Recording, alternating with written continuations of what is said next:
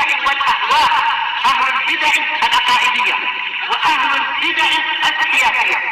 نقول بيننا وبينكم السلف، بيننا وبينكم الكتب، كان فيقول البدع بيننا وبينكم.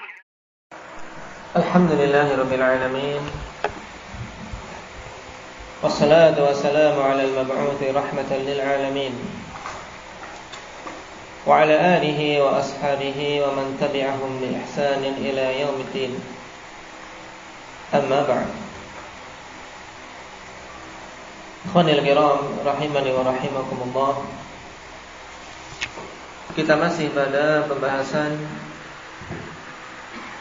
langkah-langkah yang ditempuh oleh syaitan untuk menjerumuskan manusia ke dalam neraka Jahannam. Setelah kita ambil penjelasan tentang 6 langkah yang wajib setiap muslim berhati-hati darinya dan berusaha untuk menjauh dari hal-hal tersebut, yaitu sebagaimana di murajaah tadi. Yang pertama, untuk menimbulkan kesyirikan dan kekufuran.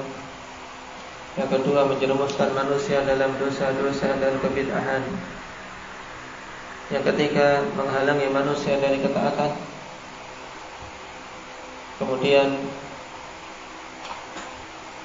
menimbulkan permusuhan di kalangan manusia. Yang kelima, menimbulkan was-was untuk merusak ketaatan. Dan terakhir yang kemarin kita ambil yang keenam, yaitu berusaha sebisa mungkin untuk bergabung dengan manusia dalam makanan mereka, minuman mereka, sehingga apa? Menghilangkan keberkahannya. Demikian pula bergabung dengan anak-anak manusia dan tempat tinggal mereka, sehingga manusia mendapati keburukan padanya. Wal'iyadu billah. Yang semua itu ikhwani fillah, apabila manusia lalai dari mengingat Allah Subhanahu wa ta'ala. Ketika makan, ketika minum, lalai membaca basmalah. Demikian pula lalai memberikan perlindungan kepada anak-anak. Ini termasuk sebab ikhwanillah syaitan merusak anak-anak maupun menghilangkan keberkahan yang ada pada suatu makanan dan minuman. Sekarang kita masuk pada langkah yang ketujuh. Qala al-mu'allif hafizahullah ta'ala i'anatuhu ba'dal fawasiqi kal fa'rati ala ihraqil manazil. Di antara langkah yang ditempuh oleh syaitan untuk mengganggu manusia, kalaulah dia tidak mampu untuk menjerumuskan dalam kesyirikan, tidak mampu menjerumuskan dalam dosa-dosa, tidak pula mampu untuk menghalangi dari ketaatan, dia yang penting menimbulkan gangguan. Yang siapa tahu ketika diganggu ini si hamba menjadi tidak sabar, kemudian terjerumus dalam dosa. Makanya dicontohkan di sini, di antara usaha syaitan yaitu dengan membantu sebagian makhluk-makhluk yang fasik. Seperti apa? Seperti fa'rah. Apa itu fa'rah? Indahnya Ridwan, tikus. Seperti apa? Memberi bantuan kepada tikus untuk bisa membakar rumah-rumah, yaitu menimbulkan kebakaran. Dan ini contoh dari sekian banyak contoh makhluk-makhluk yang fasik. Walaupun itu manusia, kadang diberi sarana oleh syaitan, dibantu untuk menimbulkan kerusakan-kerusakan. Dan disebutkan fa'rah karena datang nas dalam hadis Nabi SAW tentang kefasikan dia dan tentang tentang bantuan syaitan kepadanya. Karena fasik ikhwanillah dinamakan fasik tatkala dia keluar dari ketaatan dan menimbulkan kerusakan. Dan di antara hewan-hewan yang disifati dengan fasik adalah tikus. Maka kita diperintahkan untuk membunuhnya. Wa dalilu hadits Ibnu Abbas radhiyallahu anhuma qala ja'at fa'ratun fa akhadhat tajurrul fatilata fa ja'at biha fa alqatha bayna yaday Rasulillah sallallahu alaihi wasallam ala al-khumrati allati kana qa'idan 'alayha fa ahraqat minha mithla mawdi'id dirham. Abdullah bin Abbas radhiyallahu anhuma mengatakan, datang seekor tikus. Kemudian dia mengambil fatilah. Tayyib. Yaitu dia menyeret tayyib sesuatu yang di situ ada nyala api. Misalnya kalau kita penggambaran yang lebih mudah yaitu mengambil semacam kayu kemudian dinyalakan ke api kemudian dia bawa. Faja'at biha fa'alqatha baina yaday Rasulillah sallallahu alaihi wasallam 'ala al-khumrati allati kana qa'idan 'alaiha. Kemudian dibawa api tersebut oleh si tikus dan dilempar di depan Nabi sallallahu alaihi wasallam di atas kain yang Nabi sallallahu alaihi wasallam sedang duduk di atasnya. Maka kain tersebut terbakar sekitar atau selebar dirham. Ya, selebar dirham. Fasik.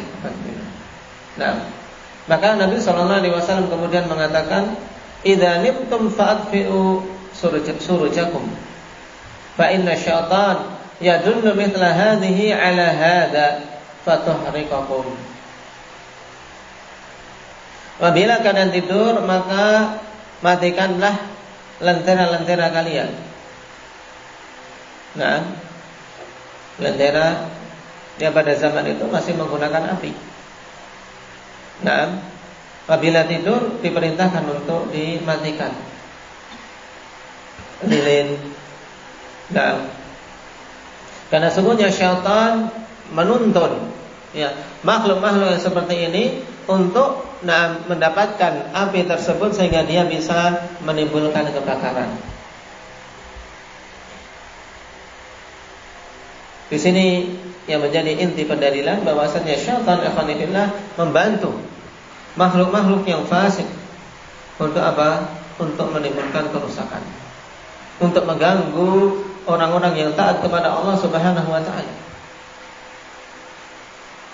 Karena itulah betapa banyak ikhwanillah gangguan-gangguan yang diberikan oleh hamba mereka ini. Terkadang dengan perbuatan, terkadang dengan suara-suara yang mengganggu mereka dari ketaatan kepada Allah Subhanahu wa taala.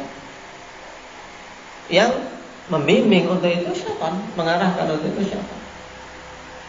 Oleh karena itulah yang wajib atas kita semua ikhwanillah untuk bersabar. Untuk bersabar menghadapi gangguan-gangguan tersebut. Karena sungguh di antara hal yang diusahakan oleh syaitan adalah untuk mengeluarkan hamba-hamba Allah Subhanahu wa taala dari kesabaran.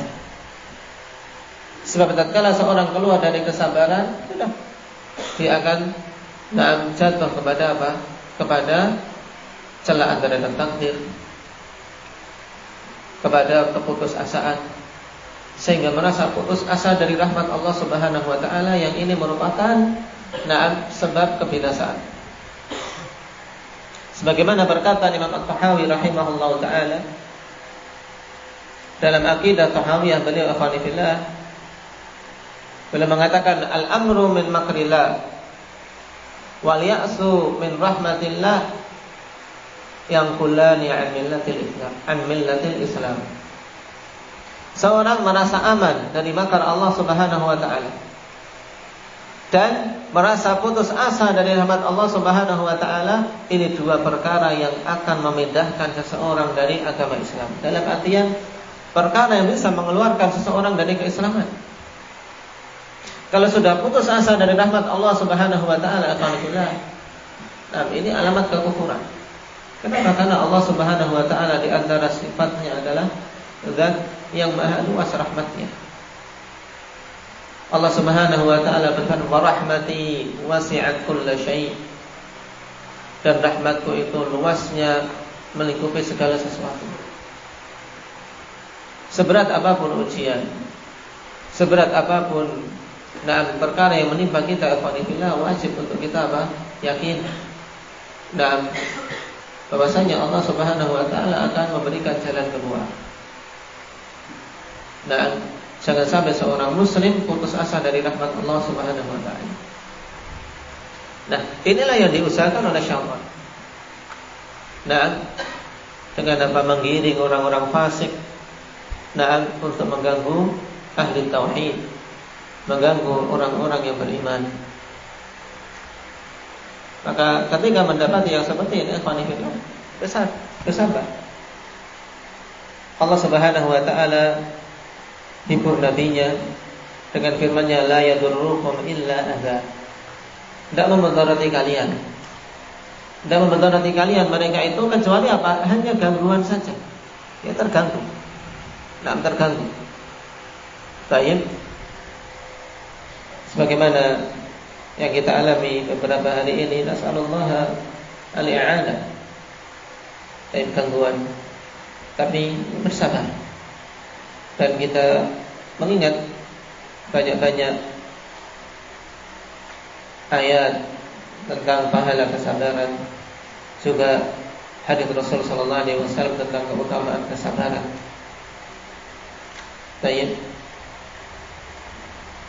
Dan yakin bahwasanya pada kesabaran tidak ada kesia-siaan.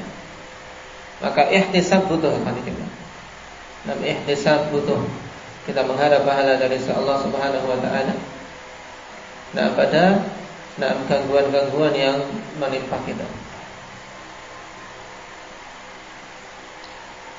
Baik. Kemudian langkah berikutnya yang ditempuh oleh syaitan, yaitu takhabbutuhu lil insani 'indal maut. Dan ini hal yang sangat mengkhawatirkan. Syaitan tidak menyerah dalam menggoda manusia. Bahkan di detik-detik kematian seorang hamba, dia tetap berusaha untuk apa? Untuk menimbulkan gangguan dan menjerumuskan dalam kebinasaan. Dia akan menjadikan seseorang hamba menjadi seorang yang goncang, yang menggoncangkan manusia dari keimanan, dari keistiqomahan tatkala datang kematian. Ini langkah berikutnya, itu menimbulkan kegoncangan pada seorang tatkala menghadapi kematian. Sehingga seorang ini bisa mati dalam keadaan su'ul khatimah wal iyadu billah. Apa dalilnya? Dalilu hadithun an Abi Yasar radhiyallahu anhu. Anna Rasulullah sallallahu alaihi wasallam kana yad'u fayaqul Allahumma inni a'udzu bika minal haram wat taraddi wal hadm wal ghammi wal hariqi wal gharqi wa a'udzu bika an yatakhabbatani asy-syaitan. Lihat, wa a'udzu bika an yatakhabbatani asy-syaitan 'indal maut wa an uqtala fi sabilika mudbira wa a'udzu bika an amuta ladigha. Rawahu Nasa'i wa Sahih Al-Albani fi Sahih Abi Dawud wal Wadi'i fi Sahih Al-Musnad. Dalilnya yaitu hadits Abi Yasar, bahwasanya Rasulullah sallallahu alaihi wasallam dulu berdoa, kemudian mengatakan dalam doanya, Allahumma inni a'udzu bika minal haram. Ya Allah, sungguhnya aku meminta perlindungan kepadamu dari ketuarentaan dan kepikunan. Al-haram adalah kondisi orang yang tua, renta dan pikun. Dan kita semua alhamdulillah akan menghadapi masa-masa tua jika Allah Subhanahu wa taala takdirkan sampai tua. Maka di antara hal yang hendaknya kita minta perlindungan kepada Allah, jangan sampai di masa-masa tua tersebut seorang ditimpa pikun. Karena sungguh kalau seorang tertimpa kepikunan, betapapun tinggi wibawanya di saat-saat muda, betapapun tinggi jabatannya di saat-saat dia masih muda, tatkala pikun, wibawa itu semua hilang. Menjadi seorang yang hina, karena apa? Jadi seperti anak-anak pikun, waliyadzubillah.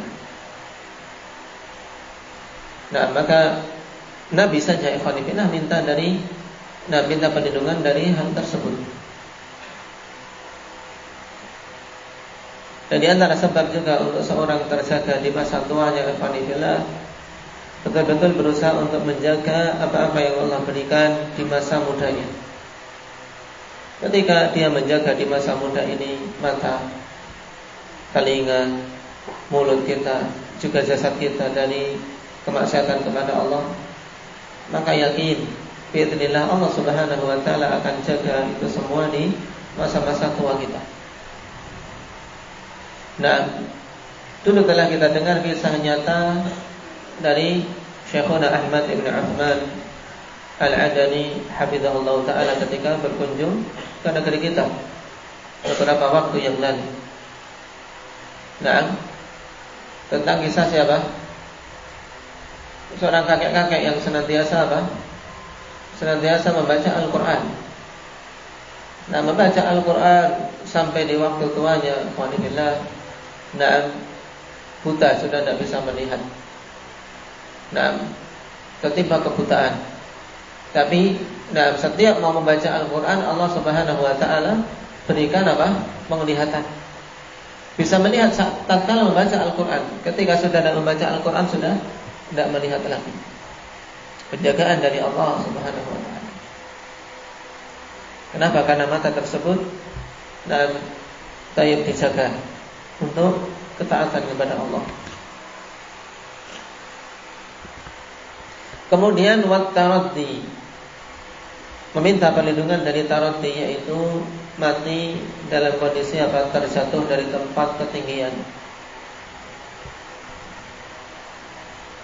Wal hadam, dan minta perlindungan dari mati tertimbun atau kejatuhan suatu benda yang berat dari atas, tertimpa tembok, tertimpa reruntuhan. Ini al-hadam. Wal ghammi, dan aku meminta perlindungan kepadamu ya Allah dari kesedihan. Kesedihan yang sangat alhamdulillah, seorang yang tidak beriman terkadang bisa menjadikan dia mati sengsara. Mati sengsara. Kalau tidak gila, terkadang kesedihan itu menjadikan dia mati. Maka Nabi SAW minta perlindungan darinya.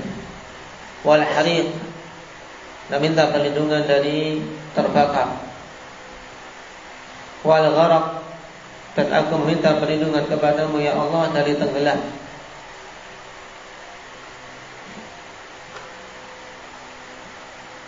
Ini semua adalah kondisi-kondisi yang Nabi SAW meminta perlindungan darinya.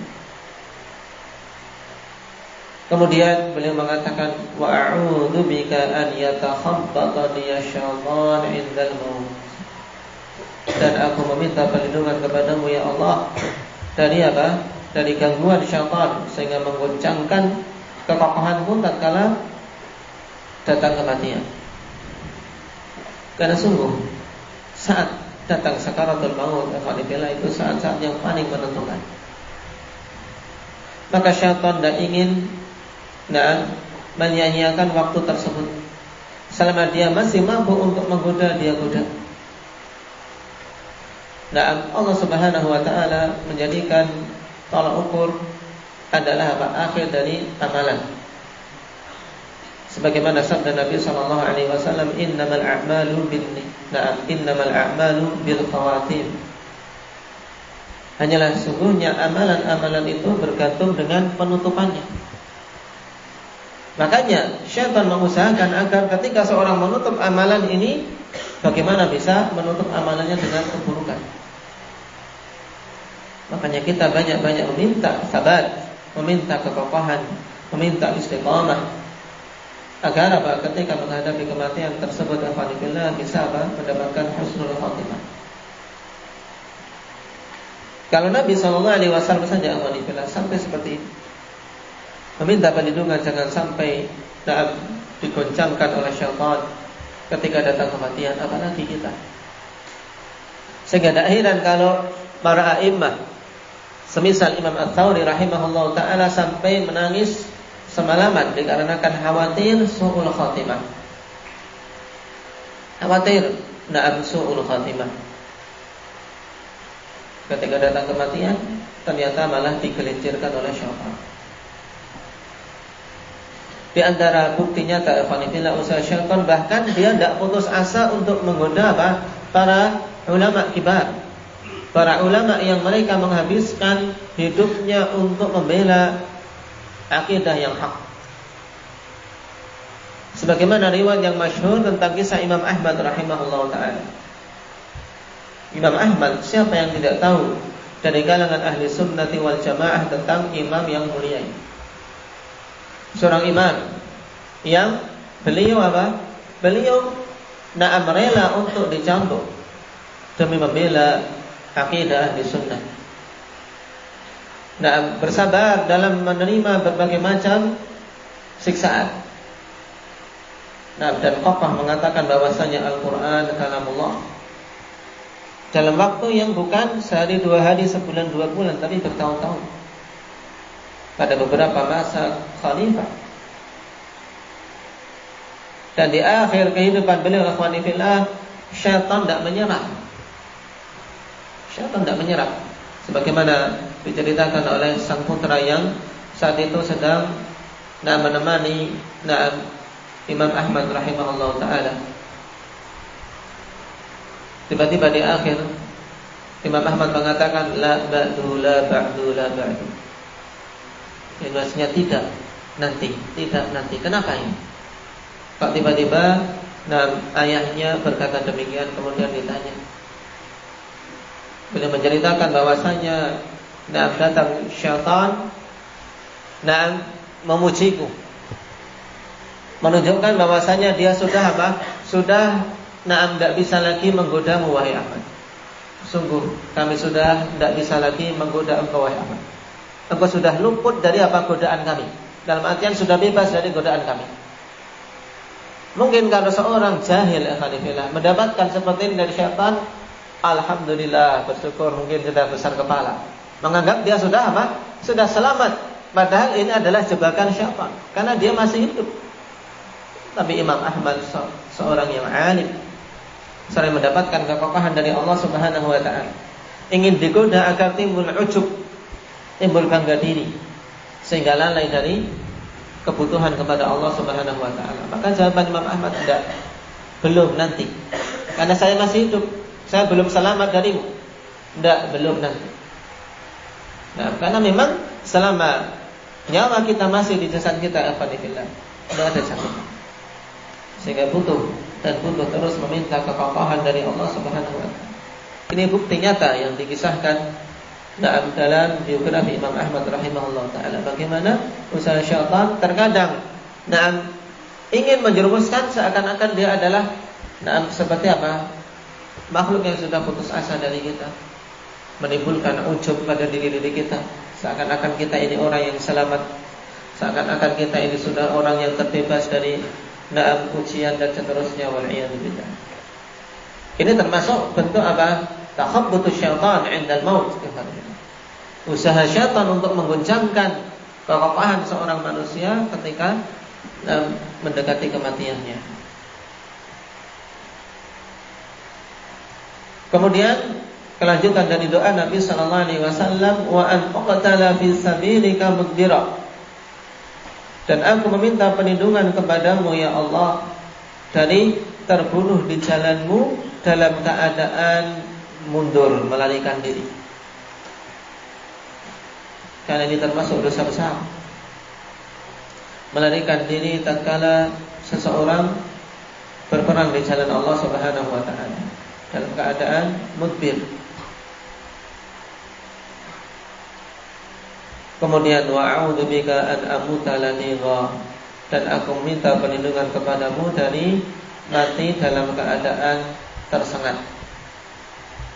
Nah, mati dikarenakan sengatan ular atau patukan ular atau sengatan kalajengking dan seterusnya dari hewan-hewan yang berbisa. Kalau kita perhatikan dalam doa Nabi sallallahu alaihi wasallam yang sanadnya disahihkan oleh dua imam abad ini, Imam Al-Albani demikian pula Al-Wadi'i rahimahullah taala, berhubungan dengan apa? Dengan permintaan perlindungan oleh Rasul sallallahu alaihi wasallam. Beliau meminta perlindungan kepada Allah Subhanahu wa taala dari sebab-sebab kematian yang beliau khawatirkan. Dan di antara hal yang menjadi inti didatangkannya hadis ini yaitu minta perlindungan jangan sampai syaitan menggoncangkan kita tatkala datang waktu-waktu kematian. Kemudian langkah berikutnya disebutkan di sini yaitu al-mas atau as-sar, yaitu apa? Berusaha untuk merasuki manusia. Karena kalau seorang sudah mampu dirasuki manusia, akhwanillah, syaitan menguasai jasadnya. Dan akan membawa dia pada keburukan-keburukan. Sehingga akal yang menjadi pembeda antara manusia dengan binatang sudah tidak berfungsi lagi. Wa dalilu qauluhu ta'ala, dan dalilnya adalah firman Allah Subhanahu wa ta'ala, alladzina ya'kuluna riba la yaqumuna illa kama yaqumul ladzi yatakhabbathu asy-syaitanu minal mas. Orang-orang yang memakan riba, mereka tidaklah berdiri kecuali sebagaimana berdirinya orang-orang yang terombang-ambingkan oleh syaitan dikarenakan dirasuki olehnya. Ini menunjukkan bahwasanya syaitan di antara usahanya juga untuk merasuki manusia, dan itu perkara yang hak. Bahwasanya syaitan dari kalangan jin bisa merasuk ke tubuh manusia. Dan ini termasuk perkara yang wajib kita yakini, karena datang nas dari Al-Quran, juga Rasul sallallahu alaihi wasallam mengkabarkan, tidak seperti yang dikatakan oleh orang-orang rasionalis yang tidak meyakini hal ini. Dan bukti nyata banyak di mana seorang yang meruqyah akan mendapati jin terkadang menguasai jasad seseorang, sehingga seorang yang tadinya lemah bisa menjadi kuat sekali. Seorang yang suaranya biasanya suara kecil tiba-tiba menjadi suara besar. Dan hal-hal yang lain yang tidak bisa dipungkiri oleh orang-orang yang memiliki akal. Ini juga termasuk usaha syaitan untuk mengganggu manusia, alhamdulillah. Menimbulkan apa? Menimbulkan gangguan dengan merasukinya. Dan seorang muslim juga hendaknya membentengi diri, jangan sampai terkena oleh usaha syaitan ini. Dan tidak ada benteng yang lebih kuat daripada tauhid dan iman serta zikir. Berzikir pada Allah Subhanahu wa taala. Karena dengan zikir mereka akan pergi. Dan tidak boleh seorang pun merasa khawatir, merasa takut. Bahwasanya syaitan akan menimpakan kemandaratan kepadanya. Tidak boleh seorang muslim takut akan hal ini. Karena apa? Mereka tidak akan mampu menimpakan kemandaratan sedikit pun tanpa izin dari Allah Subhanahu wa taala. Karena terkadang seseorang yang asalnya sebenarnya tidak ada jin badannya, kemudian dia senantiasa memikir-mikir, apalagi sekarang usaha-usaha dari apa? Dari anak buah syaitan dari kalangan manusia banyak. dengan apa cerita-cerita horor. Kemudian apa? Mereka-mereka yang suka dan menonton film-film horor, akhirnya apa? Terpengaruh sendiri. Sehingga dengan sebab itu terbayang-bayang disitulah syaitan bisa merasukinya. Bisa merasukinya karena sungguh mereka usahanya dari berbagai macam sisi. Jadi jangan seorang menyepelekan benteng berupa zikir pagi dan petang. Juga jauhi segala hal-hal yang diusahakan oleh syaitan untuk menimbulkan kerusakan-kerusakan. Di antaranya perasaan takut. Perasaan takut harus diusir. Harus diusir dari diri kita dan kuatkan. Bahwasanya tidak ada yang mampu menimpakan kemadaratan kecuali Allah Subhanahu wa taala. Harus orang punya keyakinan yang kokoh terhadap Allah Subhanahu wa taala. Seandainya semua manusia, semua jin berkumpul untuk menimpakan gangguan pada kita, tidak akan bermadarat sedikit pun kalau Allah Subhanahu wa taala tidak menetapkannya. Yakin sebagaimana yang diajarkan oleh Nabi sallallahu alaihi wasallam. Law anna awwalakum wa akhirakum wa insakum wa jinnakum. Baik.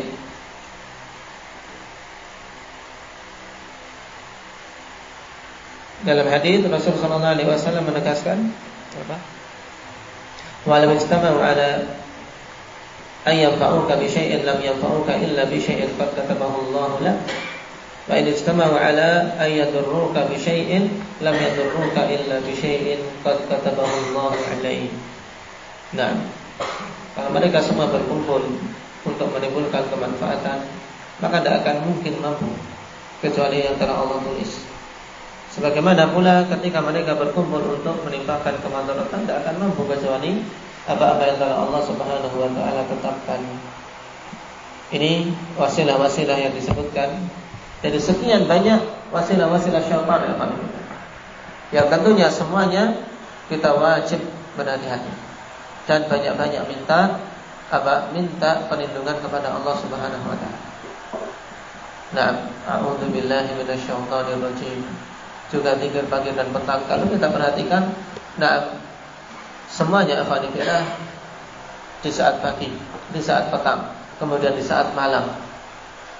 Itu ada. Di sana permintaan perlindungan kepada Allah Subhanahu wa taala. Karena memang kita butuh perlindungan darinya. Nasallallahu al-afiyata wassalamah walhamdulillahirabbil alamin.